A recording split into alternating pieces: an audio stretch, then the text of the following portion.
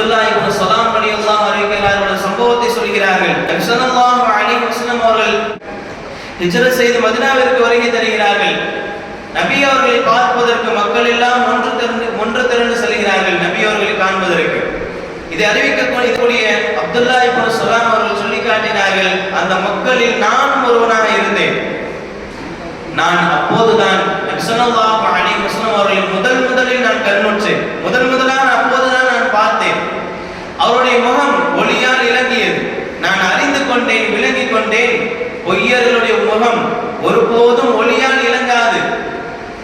இவர் உண்மையான நபி, இவர் பொய்யர் இல்லை என்பதை நான் உணர்ந்து கொண்டேன் என்பதாக சொல்லிவிட்டு மக்களோடு அவர்கள் இருக்கிறார்கள். நபி ஸல்லல்லாஹு அலைஹி வஸல்லம் அவர்கள் அந்த ஒன்று திரண்ட அந்த மக்களை பார்த்து முதலில் சொன்ன வார்த்தை என்ன தெரியுமா? மக்களே, நீங்கள் என்ன செய்யுங்கள்?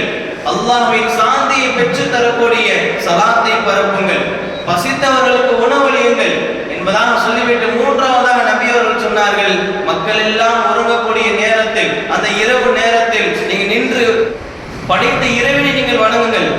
அப்படி நீங்கள் செய்தால் நிம்மதியோடு சோனம் நுழைவீர்கள் என்பதாக நபி ஸல்லல்லாஹு அலைஹி வஸல்லம் அவர்கள் மக்களை பார்த்து சொன்னார்கள். மூன்று விஷயம் நாம் யோசிக்க வேண்டும். ஸலாத்தை பரப்ப வேண்டும், அதிகமான முறையில் ஸலாம்களை நாம் சொல்ல வேண்டும். அதனைத் தொடர்ந்து இரண்டாவது, பசித்தவர்களுக்கு நாம் உணவு கொடுக்க வேண்டும். மூன்றாவது, இரவு நேரத்தில் நின்று வணங்க வேண்டும். இந்த மூன்று விஷயங்களை நாம் செய்தோம் என்று சொன்னால் இந்த உலகத்தை விட்டு நாளை மறுமையில் நாம் செல்லும் பொழுது நிம்மதியான முறையில் ராஹத் பெற்ற நிலையில் நாம் சுவனம் செல்வோம் என்பதைத்தான் நபி ஸல்லல்லாஹு அலைஹி வஸல்லம் அவர்கள் சொல்லி காட்டினார்கள்.